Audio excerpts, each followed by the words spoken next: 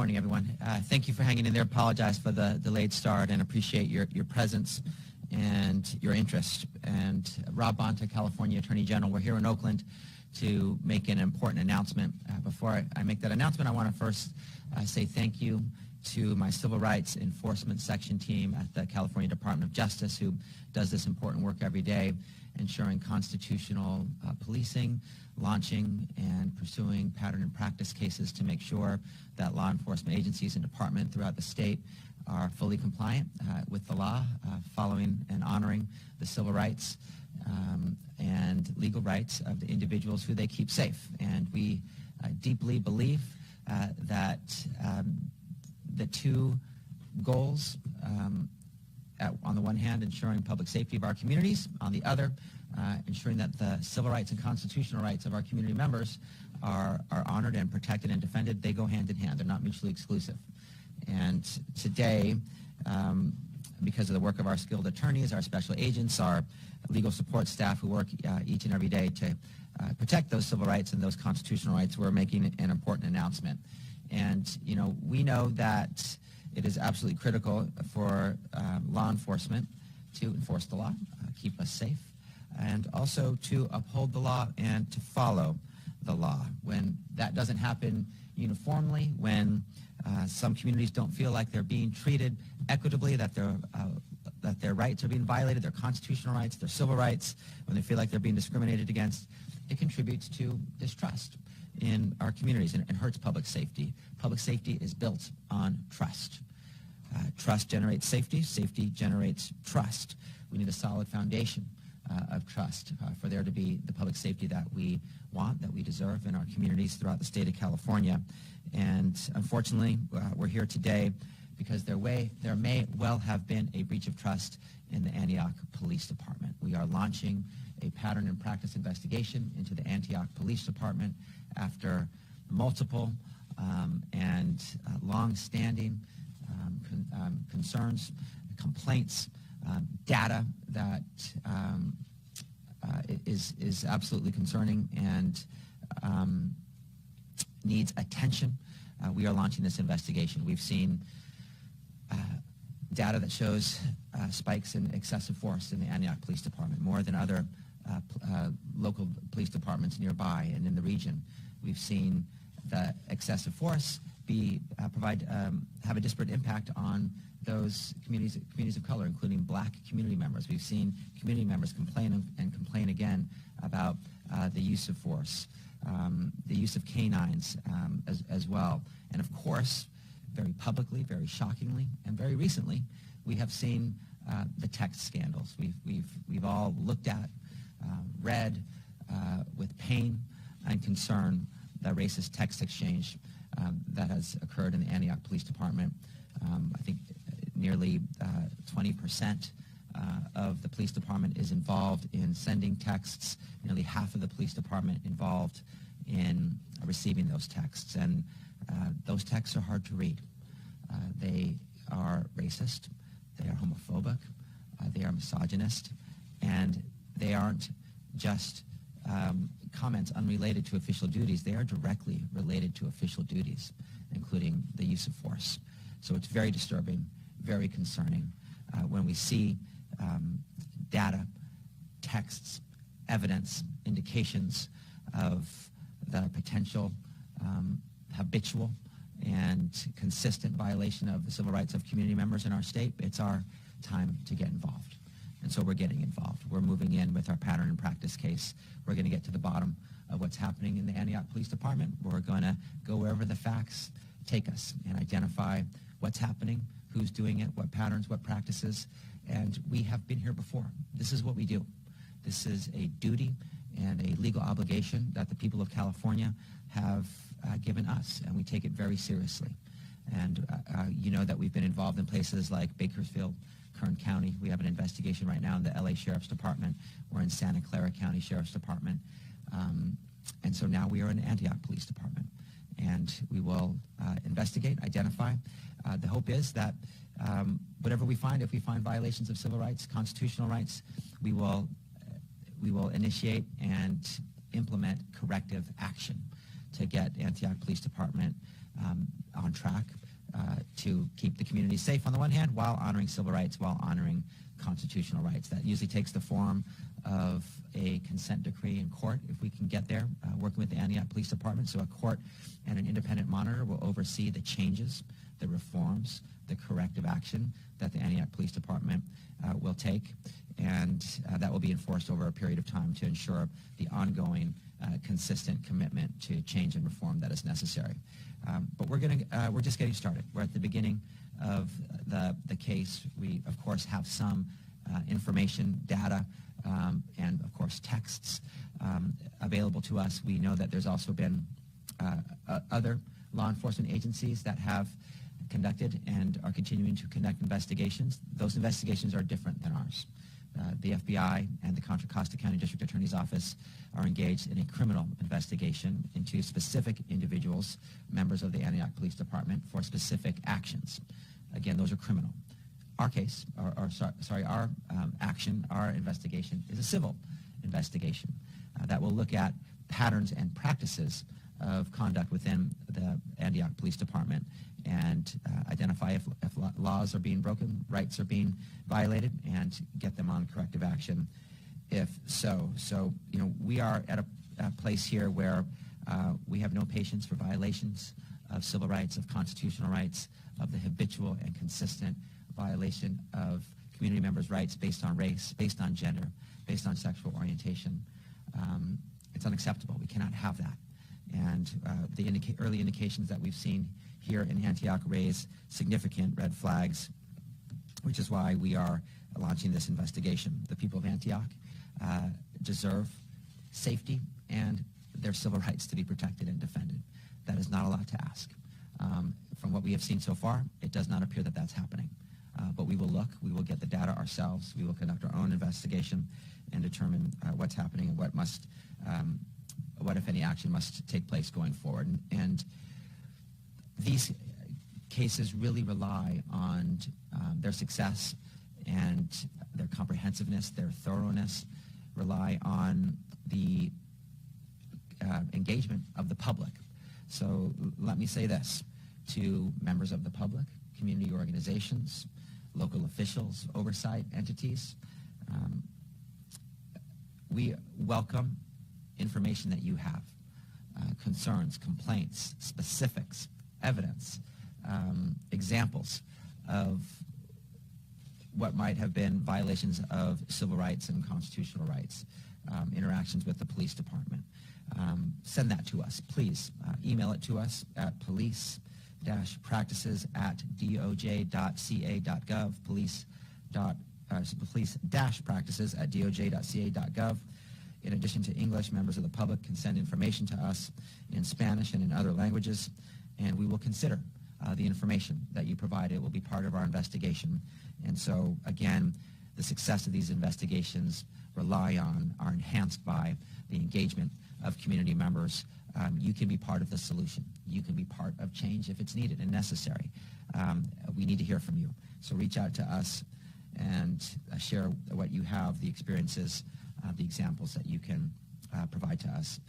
We're committed to this work. We're committed to ensuring that the residents of Antioch and every community in the state of California, that their civil rights are honored, that their constitutional rights are protected. That will help strengthen trust between communities and law enforcement. It's a critical component of our shared mission to increase public safety throughout the state. And with that, I'm happy to answer any questions that you might have, if you have any questions. Attorney General, as we know, Oakland Police is under federal oversight. Still, Attorney John Burris was suggesting that might very well happen to Antioch. How might your probe dovetail or duplicate any efforts on a potential federal level, or are we not there yet? We have a lot of investigations ongoing. We do. We have multiple jurisdictions, multiple law enforcement entities that are interested and concerned about what's happening in Antioch. And my general view of ensuring that civil rights aren't being violated, that constitutional rights are being protected, is that more watchdogs on the block are better. And the fact that one entity is looking at something doesn't mean that another entity who has a responsibility and duty to oversee a certain area, including the protection of civil rights, shouldn't as well. It may well be that the Federal Department of Justice gets involved. We're not there yet. We may. That's up to them. Right now, we're taking a lane that no one else has. We're doing a pattern and practice investigation into the potential violations of civil rights in Antioch. That's different than what Contra Costa County is doing. It's different than what the FBI is doing. If the U.S. Department of Justice chooses to move in as well, and they feel it's necessary, that's their call. That's up to them. We're willing to work with anyone and everyone if they wish to work with us to ensure that Antioch is safe as a community and that the community members' civil rights and constitutional rights are protected and not violated. Thank you. Hi. Attorney General, thank you for holding this. I was wondering if you could elaborate a little bit about what a pattern and practice investigation is. Thank you. Of course. Maybe I'll start by talking about what it's not. A lot of times when you think about an investigation, people think about a criminal investigation, and they think about a specific individual with specific conduct and whether that conduct rose to the level of a violation of criminal law. That's not what we're doing. We're not in the criminal space at all. We're in the civil enforcement, looking at civil rights, and we're not looking at specific individuals per se, although the acts of multiple individuals over time lead to patterns, lead to practices. We're looking at things like the data regarding the use of force, the number of times excessive force has occurred in the Antioch Police Department by any and all of its police officers over time, and what that trend line is, what that data is, how does it compare to others. Against whom is the excessive force being used? Here we see that it's 2.5 times more likely to be used against African American community members. That's concerning. That pops from the page when we're looking at the data regarding the patterns and practices in the Antioch Police Department. We're looking at the use of canines as well. And so if you look at some of the consent decrees that we've entered into in other jurisdictions where we've conducted a pattern and practice case and brought it to conclusion, places like Bakersfield Police Department, Kern County, you will see a very broad area and swath and spectrum of patterns and practices, policies that we get involved in to reform conduct in a certain law enforcement agency. It could involve discipline when an officer violates the law and violates someone's civil rights, appropriate supervision, appropriate hiring practices, arrests, stops, searches, use of force, when there's a jail involved, and in custody deaths, or even when there's not a jail involved, in custody deaths with a police department. So there's a whole range of issues that are potentially areas of interest to us. We're going to start with the data that we have, the text that we've seen, and where that leads. And we have authority under our pattern and practice duties and obligations, which are provided to us under California law, California statute, to seek documents, conduct interviews, get information to be able to identify exactly what the patterns are in the Antioch Police Department, what the practices are, and to determine whether they violate the civil rights and constitutional rights of Antioch Police or Antioch community members. Thank you. Hi. Your office has been by the Antioch Police Department for almost 3 years. That's going to be ending in a little over 3 weeks. How does the structure of that review compare to this civil rights investigation? And what are your plans for the layout moving forward? Thank you. We generally have two buckets, if you will, two approaches to investigations or work with law enforcement agencies, police departments, sheriff's departments. One is what we're seeing today with Antioch Police Department, a pattern and practice investigation where they haven't reached out to us at Antioch to ask us to come in, and we don't need their permission to get involved. We're using our existing authority under California statute to launch a pattern and practice investigation, whether they wish for us to do so or not. And of course, we invite collaboration, we invite partnership, we invite cooperation by the Antioch Police Department to share with us information, to commit to change if necessary, if the data shows that. But that collaboration, partnership, and cooperation is not necessary for us to conduct this investigation and get to a final resolution. There are other types. The second type is what we call our collaborative reform work, where a law enforcement agency realizes that they have a problem when it comes to potential violation of civil rights over time, with patterns of civil rights violations, practices of civil rights violations, or potentially a recent major violation of civil rights that raises concerns, and then they reach out to us at the California Department of Justice, knowing that we have expertise, that we've worked up and down the state, that we have helped other law enforcement departments and agencies get back on track. They invite us in to help them get back on track. That's what happened in Vallejo with the police chief. That's what's happening also in the Torrance Police Department when they reached out to us after a text scandal as well that revealed some very disturbing and concerning text threads. And so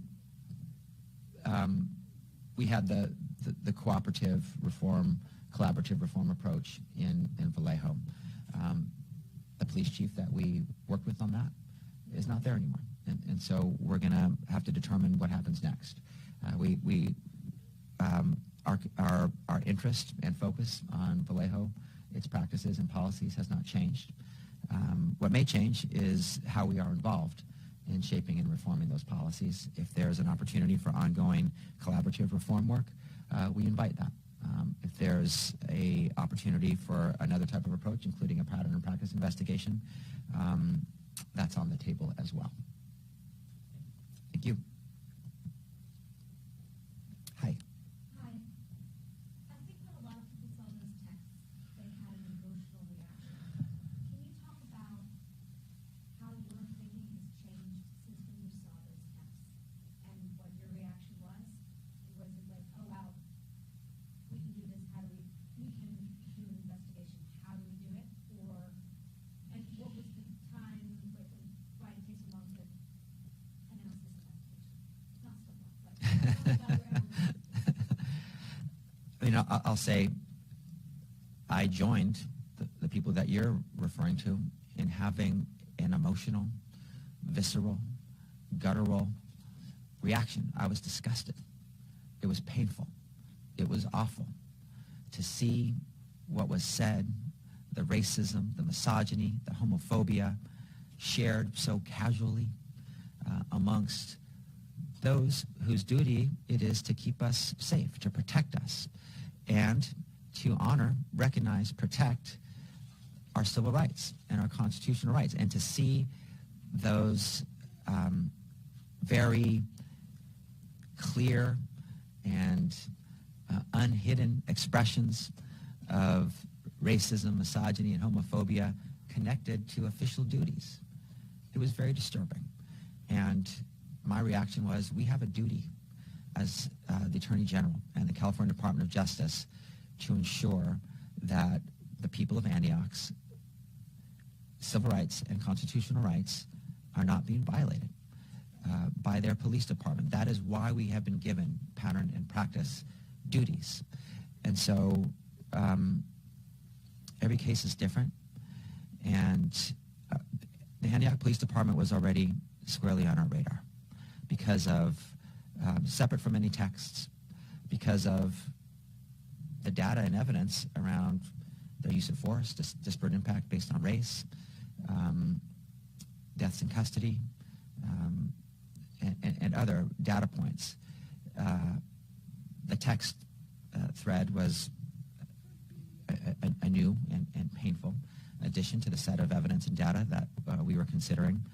And, you know, I think the text story broke not so long ago, and we're here today launching a pattern and practice investigation.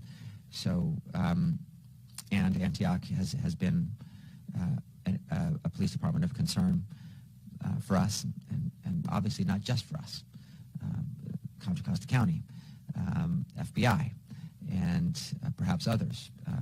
I know there's been calls by some leaders for others to get involved as well. So we're going to do our part. We're going to fulfill our unique role in helping Antioch get on track if it's necessary.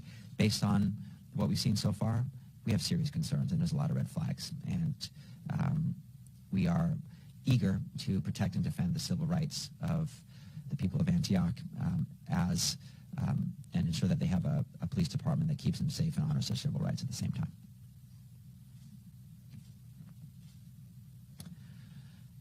Yeah. Can you comment at all on the citizens of the police?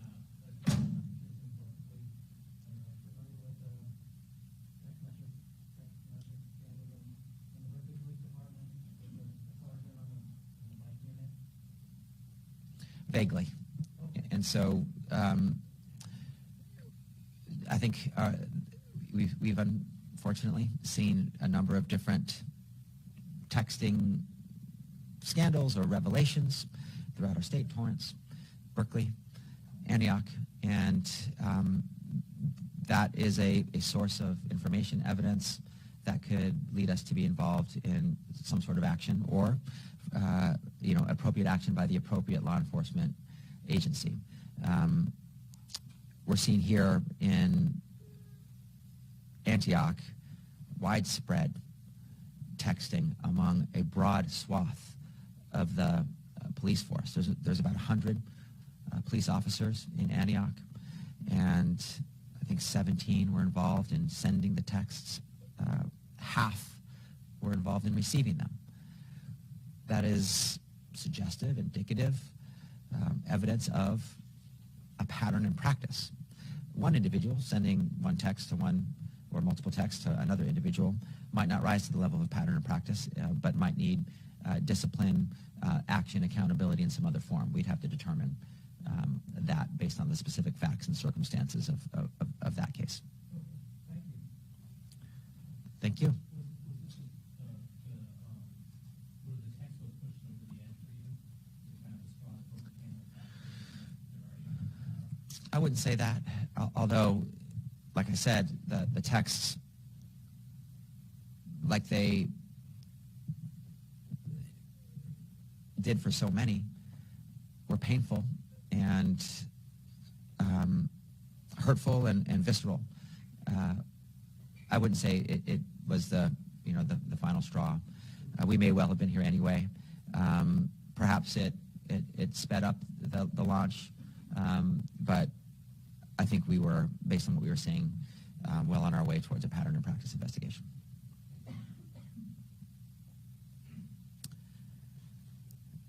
Any other questions? Thanks again for hanging in there. Sorry for the late start. I appreciate your presence. Thank you.